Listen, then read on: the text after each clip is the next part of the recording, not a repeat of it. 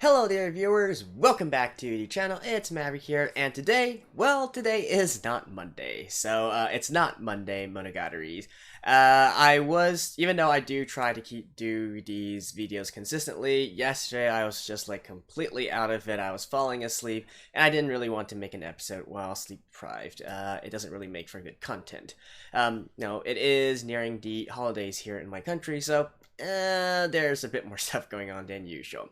But in any case, we are here back today now. Thank you guys for the wait. And, well, I have been looking forward to this, right? I really loved the introduction to this particular arc, as you guys might tell from the last episode. Kaiki doing the narration. And we already see from the last episode that he's agreed to help Sengoku and Aragi, and by extension, all the others, under the pretense of helping Kambaru, right? So, maybe we can now solve this entire mystery of what exactly Araki was doing with Kambaru all the way back at the beginning of this particular season, right? Or, I mean, not at the very beginning, but, you know, you guys know what I mean, the first arc, right? So, in any case, let's just jump right into the episode. Alright, let's begin in 3, 2, 1, play.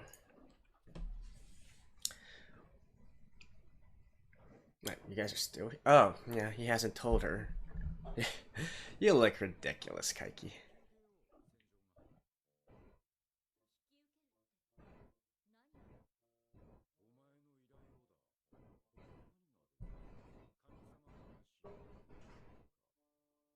Oh. Well, Sengoku, you know, considering how they left off at that time, you could argue that she was thinking he would take her virginity.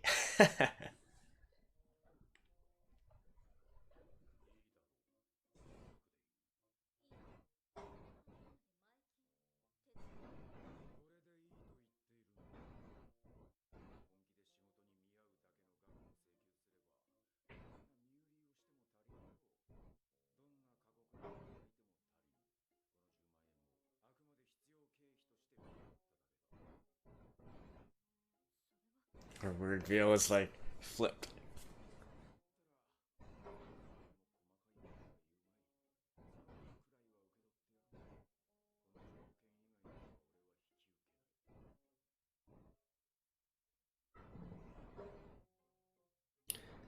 I don't really think 100,000 yen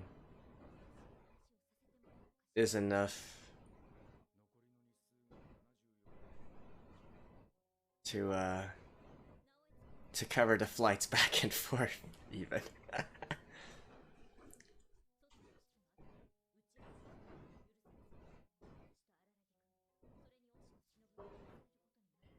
Oh, about 1,000 USD. I guess, maybe.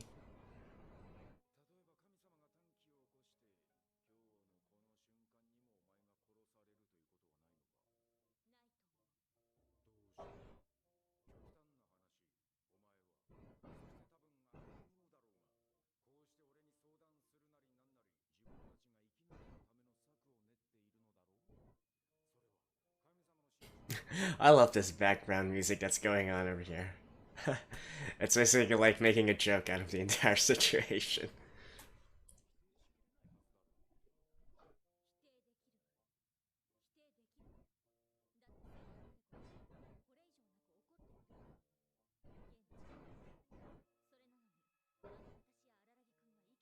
What is she angry over?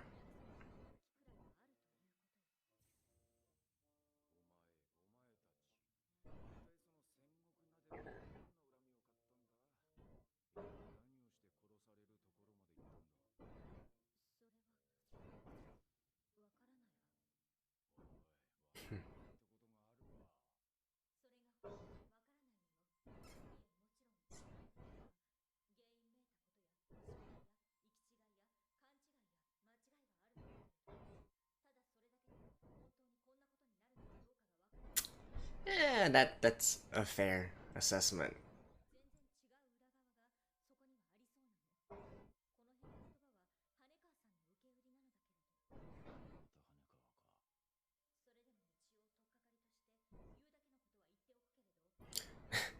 Wait, so you guys change a lot of different positions. So they're just like walking around Okinawa now.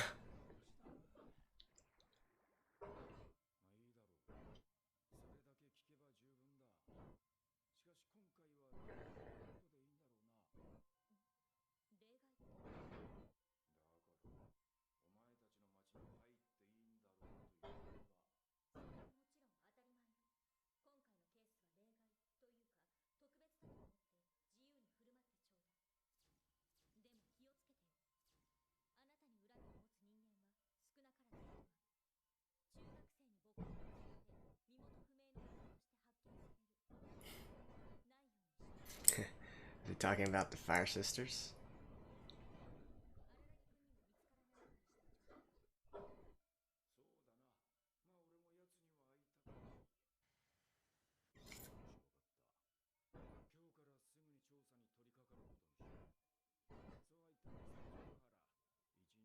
They're back here.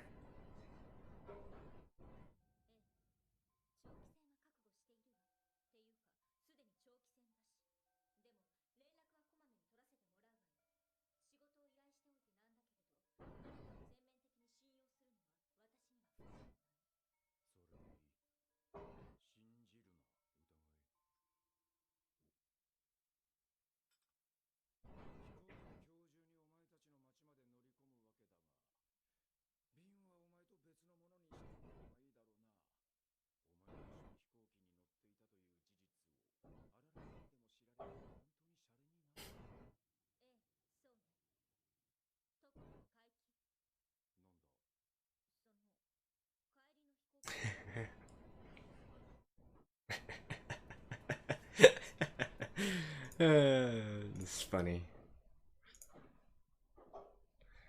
Like, what the hell is this opening sequence? It's going to be the same opening for all of this?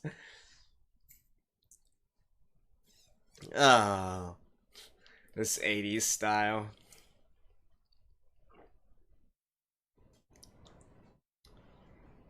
Oh, I guess it could be 90s as well.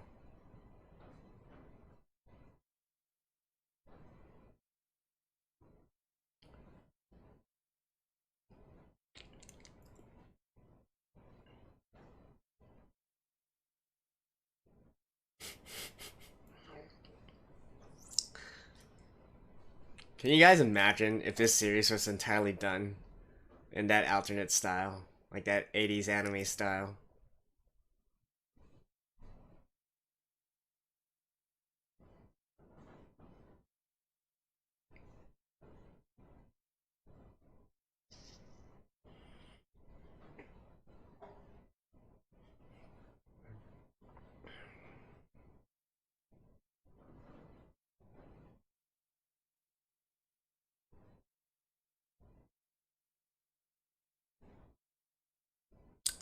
This style definitely gives a lot of nostalgic feelings, even the song itself.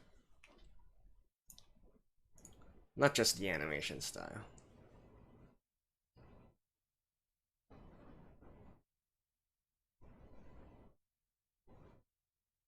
Mm-hmm.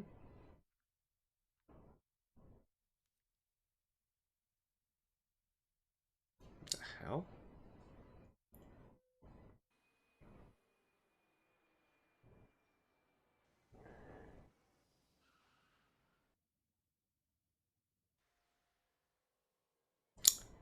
Well, hello.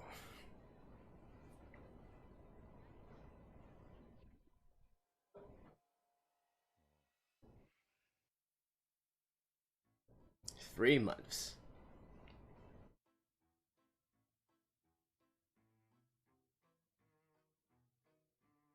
Okay, so I guess this cello sound is basically his motif?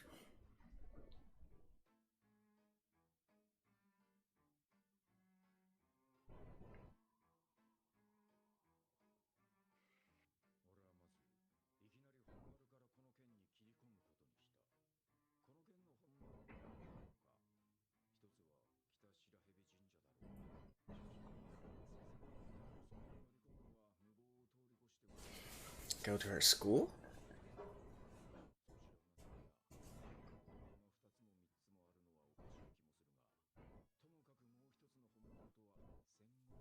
Oh, her house. Well, yeah.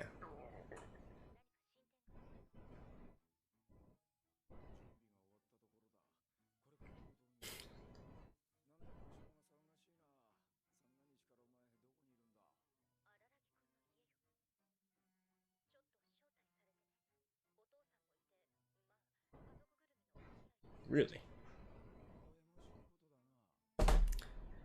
Should you really be, contacting her this often?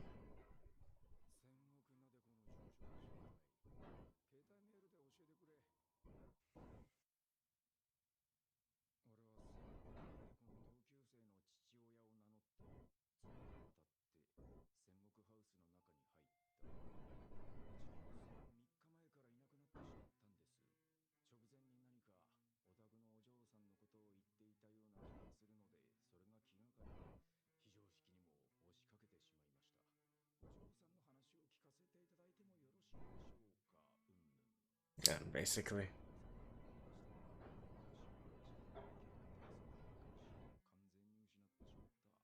Ah, he's looking good there.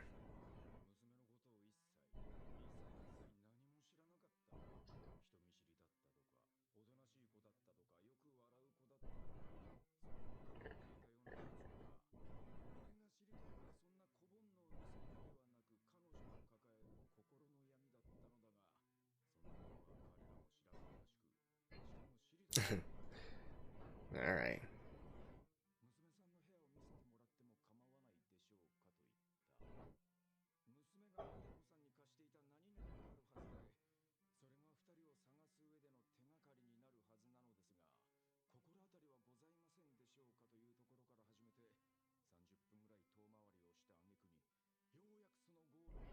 Well, good for you, Kaiki.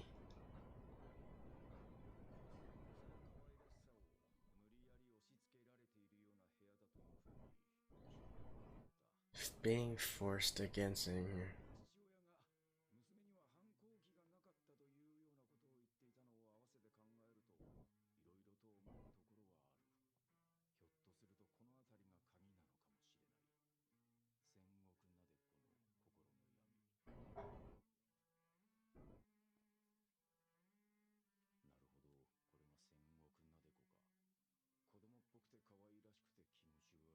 Pretty much disgusting. Well,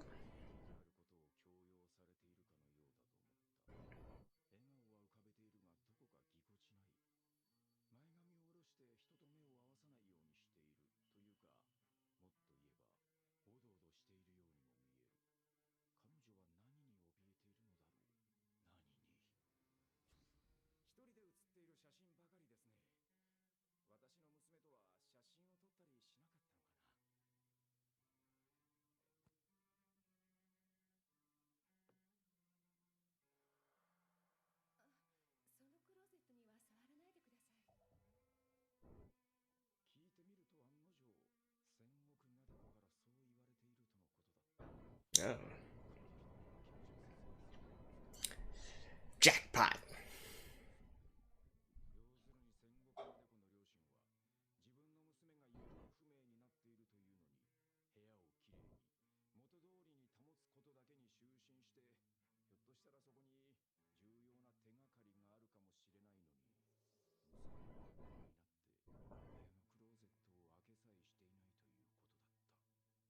Alright, he's definitely coming back later.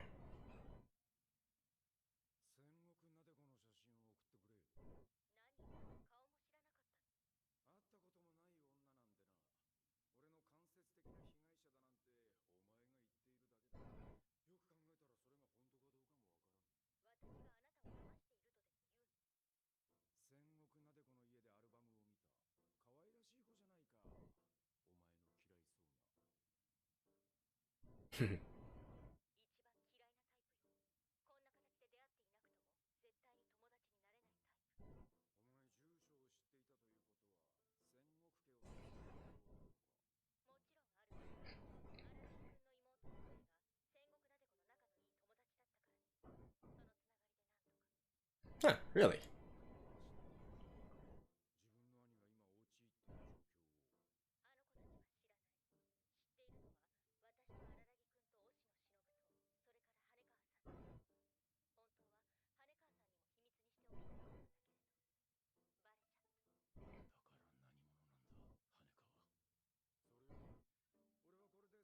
Did he never come into contact with Hanekawa? I've honestly already forgotten.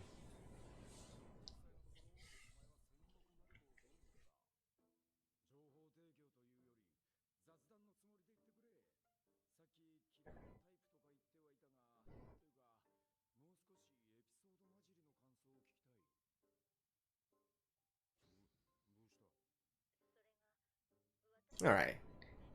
You know, I was actually thinking before, huh? Have these two actually interacted before?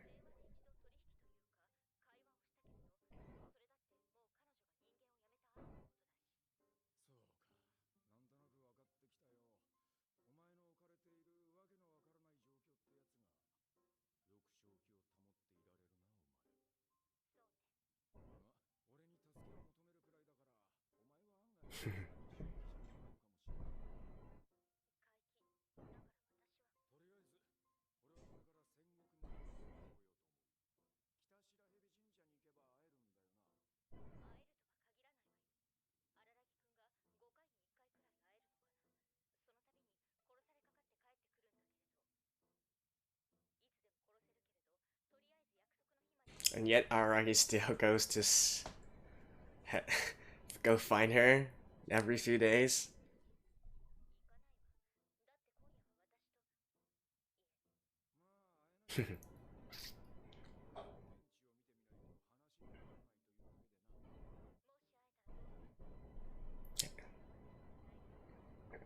No.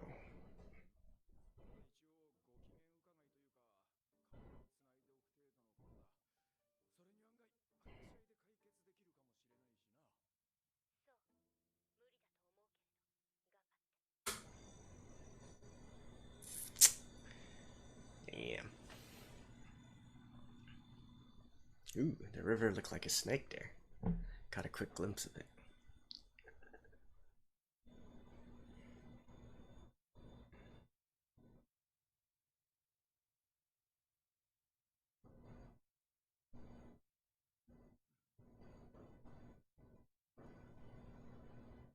Ooh.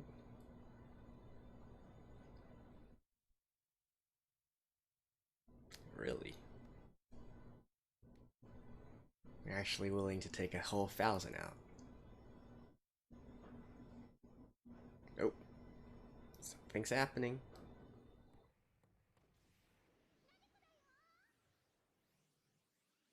What the hell?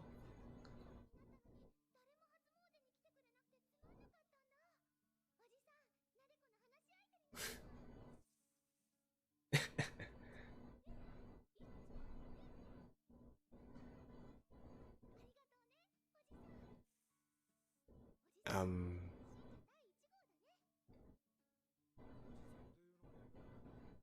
Shinja. Her follower, basically.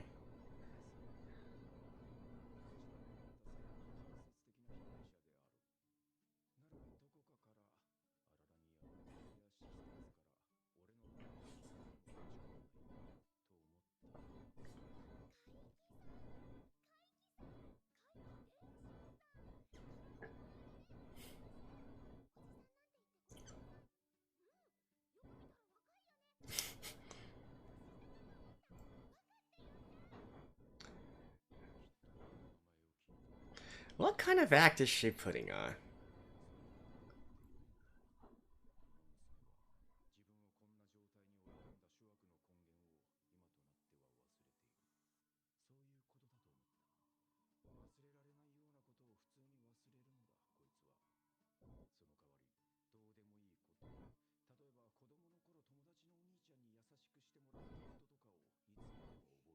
Oh wait, did you already know about that?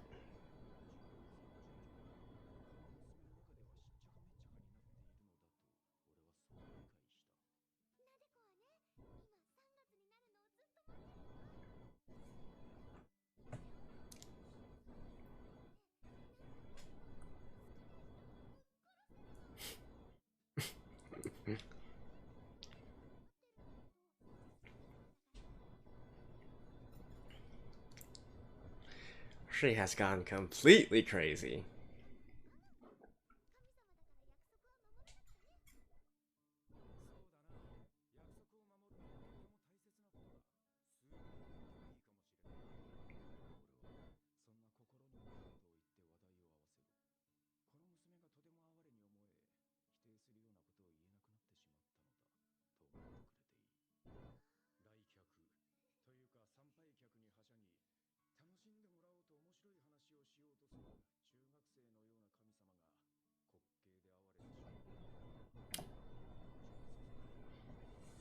Really?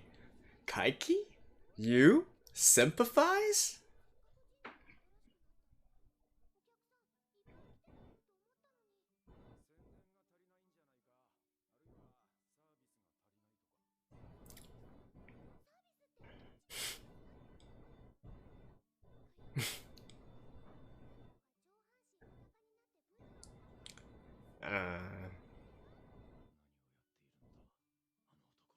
I guess that's why. I guess that's why he's coming here every few days.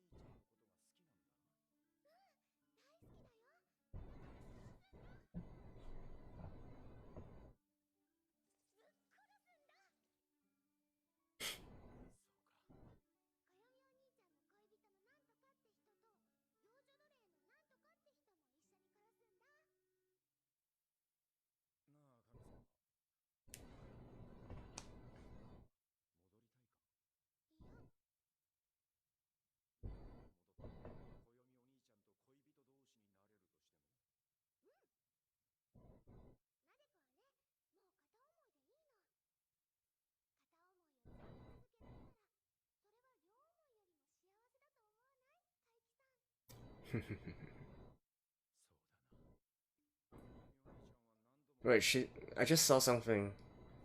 She died in a traffic accident? I think I saw something important just there.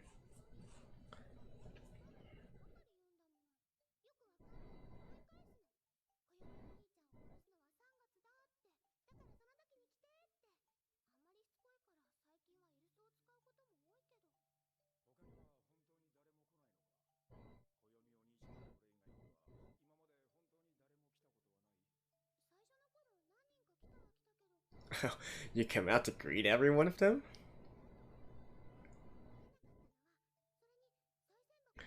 That might have to do with your hair, dear.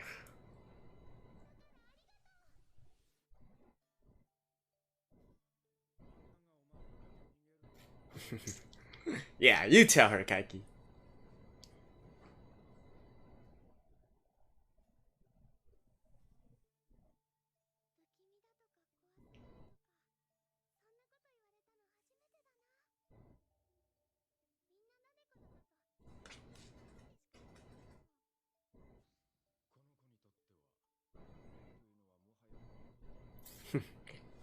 Damn. Detective Kaiki, eh?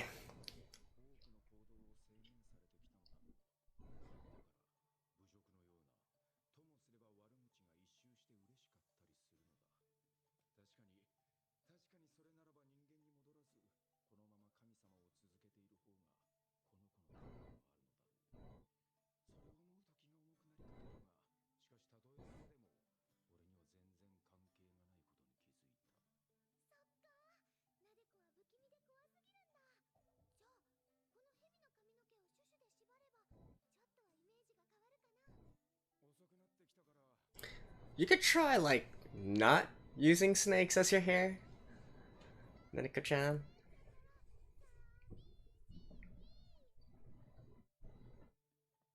Mm-hmm.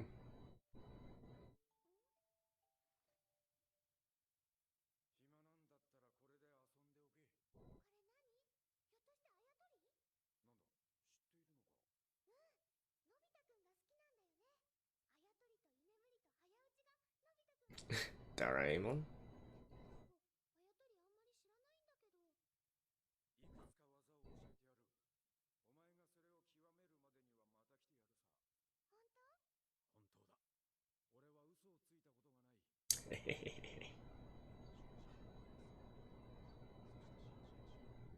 I honestly said so?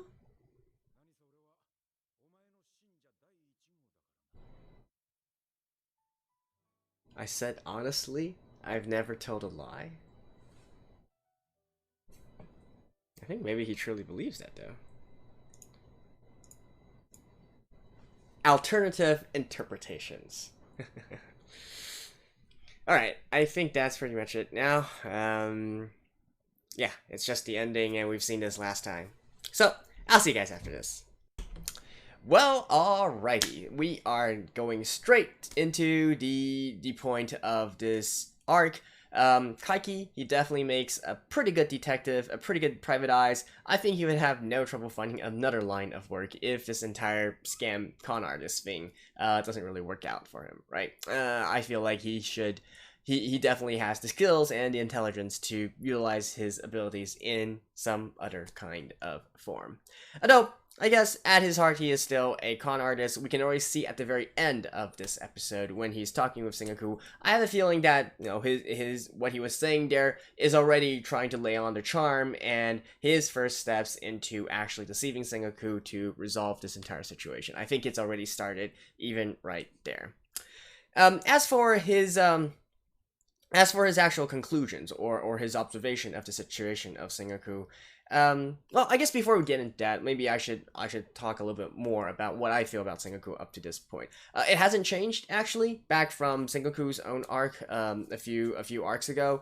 At that point, I was basically saying, I feel like Sengoku's situation is very similar to Hanekawa in a sense, and that, you know, there's expectations placed on her by her family, by society, by peers, etc., etc., etc., and that is causing unbelievable pressure on the girl, right? And then as it gradually builds up and builds up and builds up, one last, what's that again going? The last needle on the straw, or whatever is it, last straw on the scale, or god damn it, how come I can't remember that saying? Okay, whatever, you guys know what I mean. The last straw, basically. And in Hanekawa's case, it was, you know, going back to Aragi getting a girlfriend, of course. And I have a feeling that Sengoku's case might be also similar to that as well. Although, once again, I think it is very debatable whether or not she actually loves Aragi for real, right? Or if it's just a sort of infatuation, or if she's just infatuated with the concept of being in love with someone else, and not really having the focus point being the love itself, if you guys if you can understand what I mean here. So I feel like this is basically a sort of a more extreme example, I guess you could say, of Hanekawa's situation. Well, should I say extreme example? I guess more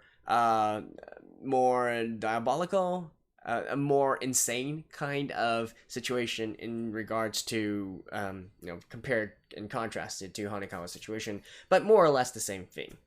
Now, with that being said, so Kaiki, what basically he is saying here is that, okay, so with all the pressure and Sengoku finally snapping, the end result is that she is having a very warped view on the world, right? So basically, you could say that her views or her,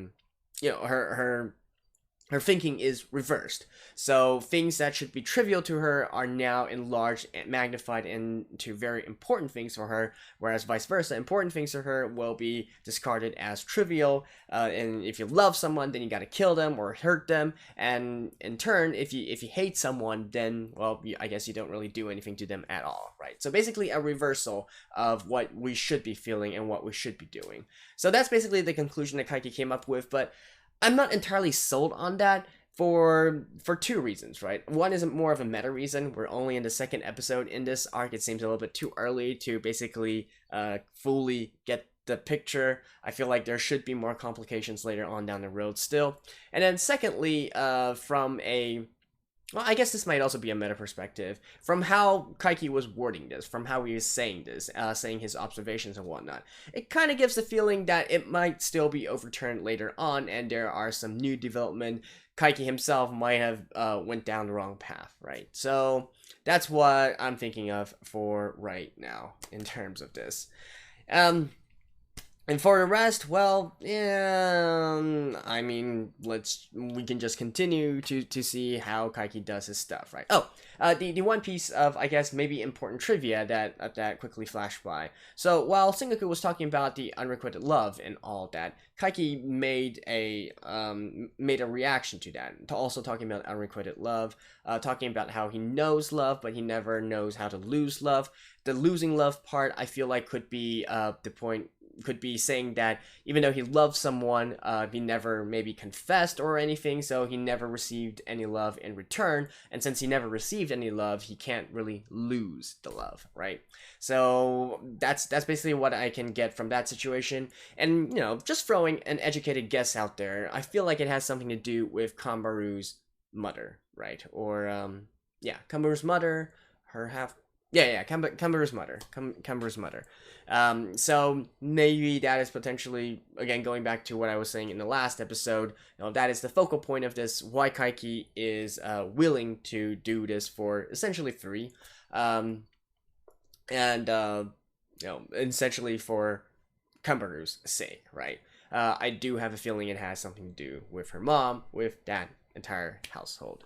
So presumably that is also going to come out in this arc as well, or maybe in the next one, Hana, which I don't really know if it's on Kambaru or Hanekawa. I don't know. I mean, but at the end of the day, I do believe that what I'm saying here should be pretty logical and should be pretty spot on the money.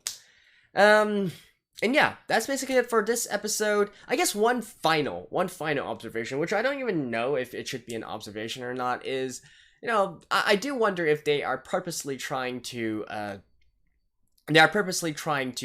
show the sort of overtly frequent and close interactions between Kaiki and Senjugahara, right? Because, I don't know, something just feels kind of funny to me, right? We got the opening here, and it's only Kaiki and Senjugahara together, you know, them having and, you know, basically they should be like lovers in the opening, considering what we see and all that, and then, you know, having this, I guess you could say, rendezvous in another place, and even walking around, seeing the sights and whatnot. Of course, always talking about something else, and always while Senjugahara is professing her love to Araragi, but still, you know, it does feel kind of, how should I put it? Kind of fishy, kind of awkward in a sense. And then also like this super frequent sort of two-way communication that they have going on here. Like, sure, there's everything is justifiable in a way. It's just that, you know, just looking at it, just something feels funny about the entire situation, and I feel like that's purposely being done.